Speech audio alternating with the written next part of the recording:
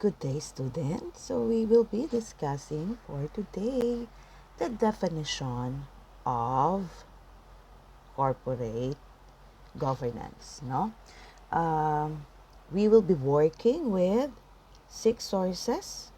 No, some of which I'll be asking you to research.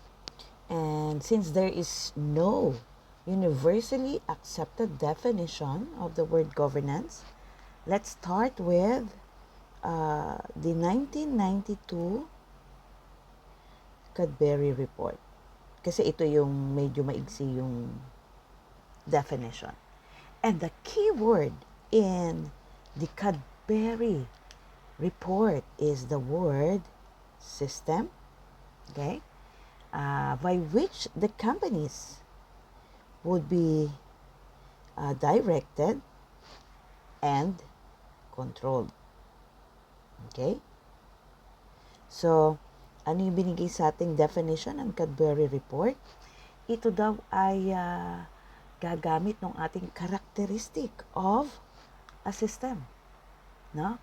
Para yung mga organisasyon ay magkaroon ng direksyon. Ano ba ang ibang word ng directed? You'll be guided, diba? And then controlled. Ano ba ibig sabihin ng controlled? You will be monitored, diba?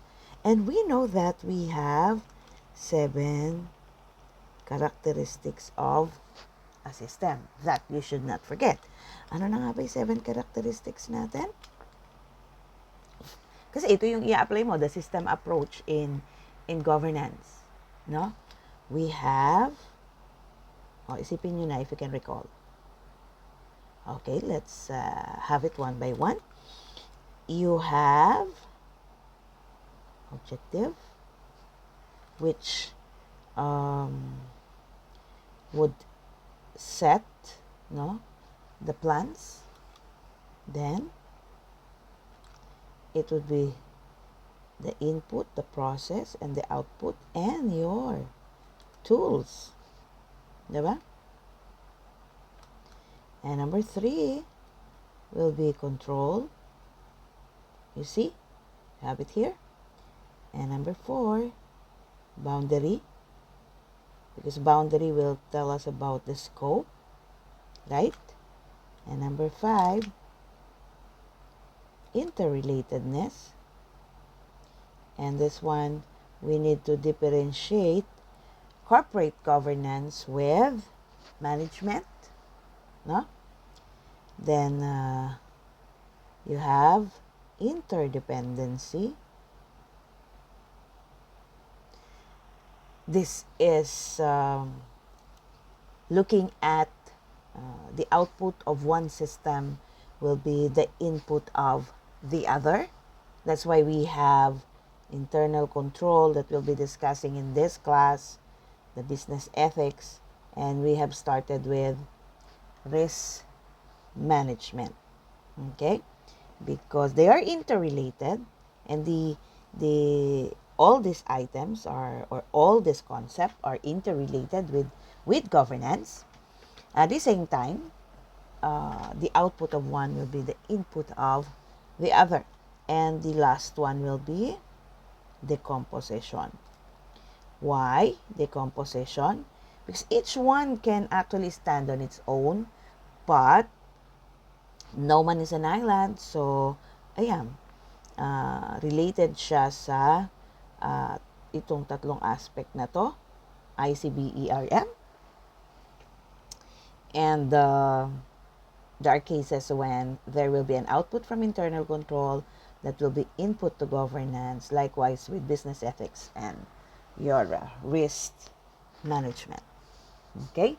Since we'll have 6 sources, we started already with the Cadbury report.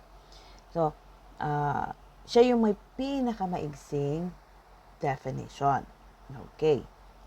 Ano yung susunod nating definition? The next one will be from the World Bank, which would be in 1990. Okay. Ito mahaba. Pero yung keyword lang yung kukuhanin natin. Ang sinabi niya, ang good governance daw is a process. O hindi ba ang system, proseso yon doon sa unang definition natin. Na ang sabi, directed. O di para ma-direct mo siya, anong kailangan mo? Rules. Diba? At if you are controlled, diba? If you are applying control mechanism, then you are a well-functioning institution. Right? Kasi there are rules, there's process, and you are implementing controlled mechanism. So, these rules, these processes will be applied in order for us to manage the institution. And what would be the benefit of having these processes, having these rules, and having a well-functioning institution? No? You would be able to manage well. Manage what? The affairs of the organization. In order for you to, anong gusto natin? In order for us to safeguard, no? The organization's resources, in order for us to have economy and efficiency. And we know that when you talk about efficiency, that is making the most of what we have, and you'll be able to achieve your goal with less resources. And why economy? Because you would like to be effective, you'd be able to allocate resources well, because we know our resources are scarce. Diba? So, yun yung sa World Bank. Which, if you notice, it's related also to your definition of the Cadbury report. Let's go now to the third one. Ano yung pangatlo? Well, we can make use of the internal auditor's definition, which is subdivided into, pag-usapan natin yung sa Institute of Internal Auditors, no? And the other one would be your CIA, no? The Certified Internal Auditor. Okay, now, alam niyo ang kainaman dito sa Institute of Internal Auditors. It has also indicated it is a process, no? And incidental with the process, we need to have structures. Yung bang rule at saka yung word na directed, would that not be related to structure? Diba? They are related. Kasi kung wala kang structure, may guide ka ba? Wala. Diba? If you don't have rules, can you have a structure? So you see, they're interrelated. The processes and the structures will have to be what? Ano sa tingin nyo dapat natin gawin? Siyempre, it has to be implemented. Sino mag-i-implement? Siyempre, yung board. Okay? So, sino mag-i-implement? The board. They are actually, pag sinabing corporate governance, we need to look at the board, the one who's governing the organization. No? And if they're the one who would implement, ano yung mga dapat nilang gawin? Ganun din, class. You need to direct. Meron din sila ditong direct. No? You need to manage. Ginamit din ba natin ito kanina? Oo naman.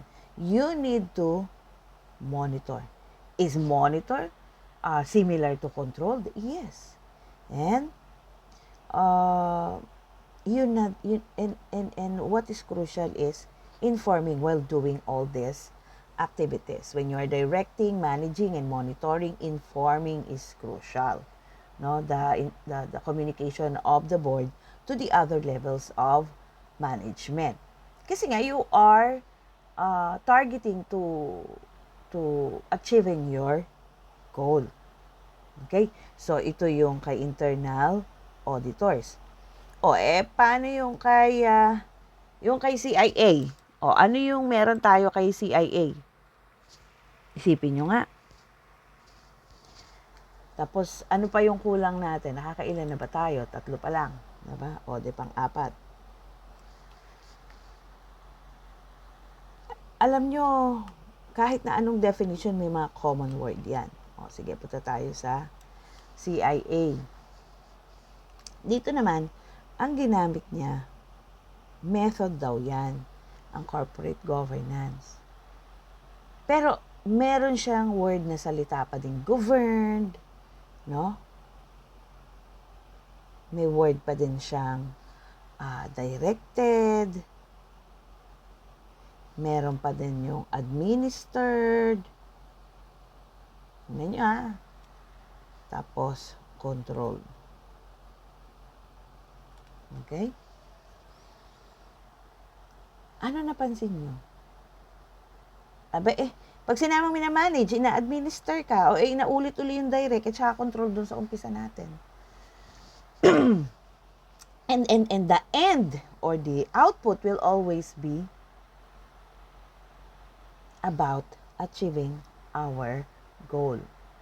And when you say about governance, crucial kasi dyan yung role ng board, no, and how the stakeholders will be affected.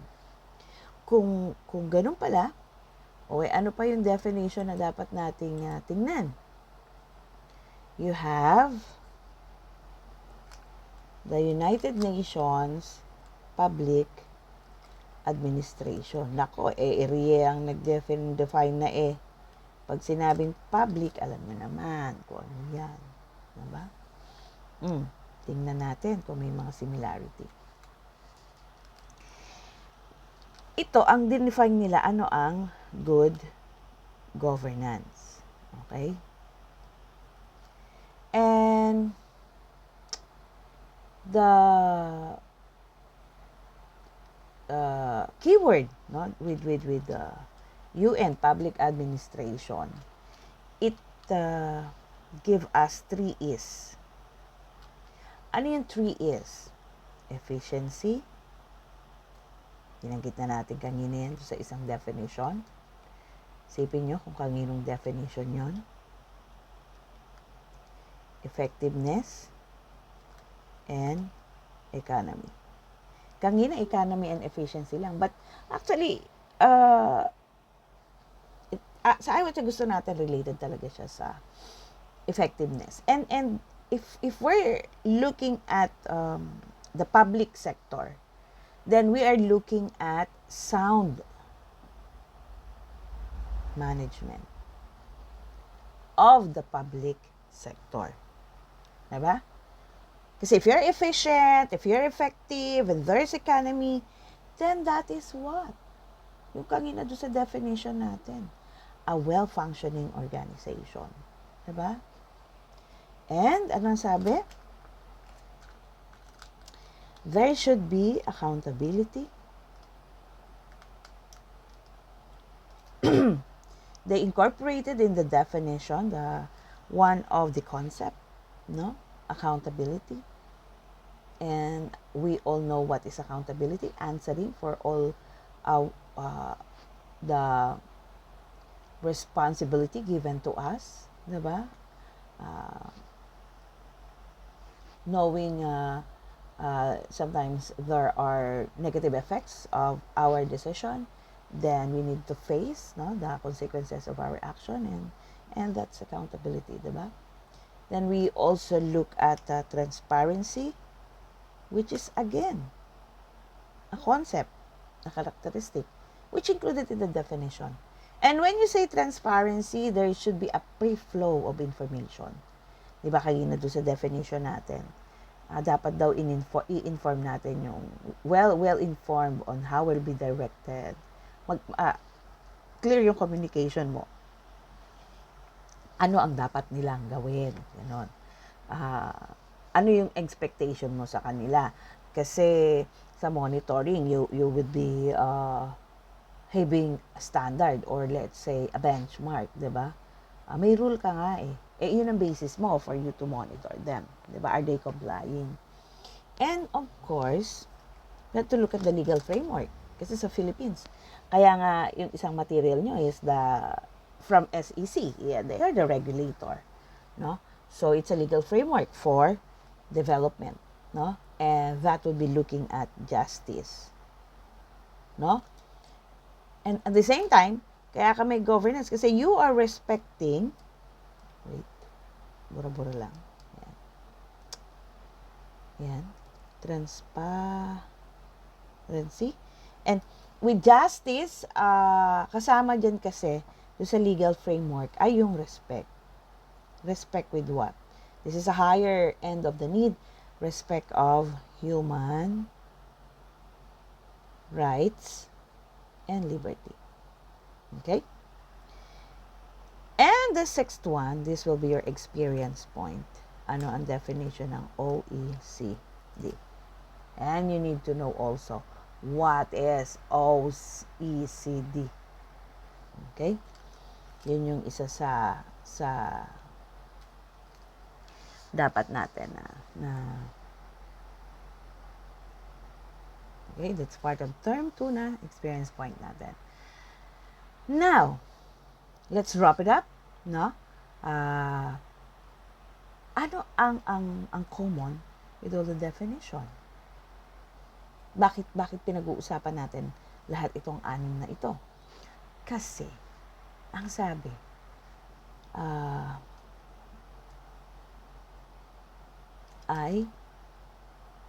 you have to manage. Why I need to manage? Because there needs to be an adequate and appropriate system of control. Diba? And why do we have to do this? Because we need to mitigate risk. And we know what mitigation is. And that's very fundamental in all definitions of good governance. And the notion that yung performance, kasi ano ba yung minamanage mo? People. And people perform. Diba? Na-enhance ang performance because, okay? Because there is good supervision. Because supervision is directly related to directing. Diba? It's related to directing.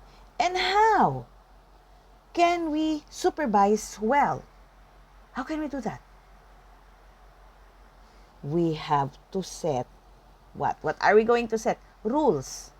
And it should be the best practices, no? When we set up our guidelines or rules. Okay? So, ba't kailangan mong i-enhance yung performance? Kasi di ba, if you're well managed, definitely the performance will be enhanced, no? And what will bind all of this is there needs to be a framework. Kaya nga yung isang i-discuss natin ay yung SEC rules, no? Dahil without the framework, it will be difficult for us to pursue the strategy. Diba? And in an effective, efficient, economical manner. Of course, we have to do it ethically. No? because we need to respect, sabi nga, diba? Human rights, we have to be, there needs to be justice, considering yung mga liberties, diba? Kasi as much as possible, the end in mind will be what? Safeguarding the resources. We don't want to have misuse. Diba? What are these resources? Ang daming klase ng resources, diba? Ano-ano yung mga resources natin?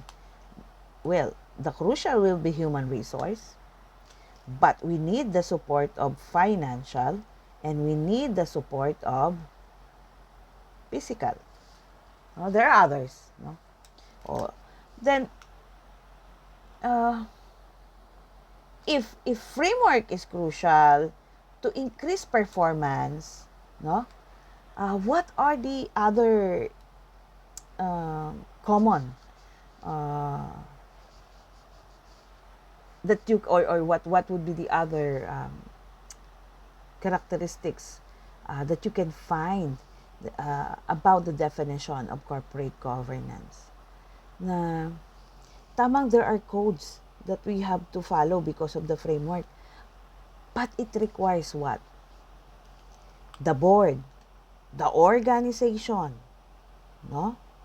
The board and the organization, you have to be willing. Parang sa isang relasyon yan eh. Pag walang willingness, ano mangyayari? Wala. All the parties involved, all the stakeholders involved, there needs to be some form of willingness. Dapat pala hindi sama, no? Kailangan talaga dapat willing ka.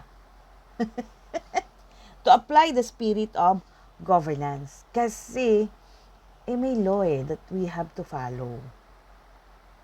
Kahit nasaan ka class, anong lugar ka man sa buong mundo, may law talaga ang governance. No? Kaya nga sa Pilipinas, di ba, meron tayong commission ng governance sa GOCC, sa Government-Owned and Controlled Corporation. Okay? So, ano yan? Government-Owned and Controlled Corporation. Ito yung pag-uusapan natin na isang sample, 'di ba? Dahil may commission nga tayo on good governance, no? And ano yung benefit because of all this?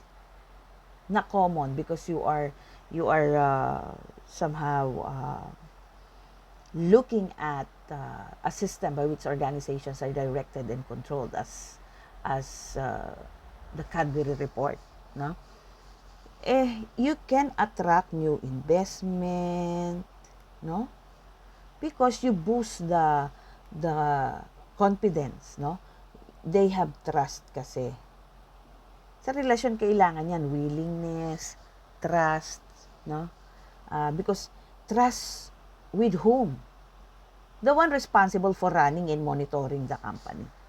Kasi ganun yung good corporate governance, no?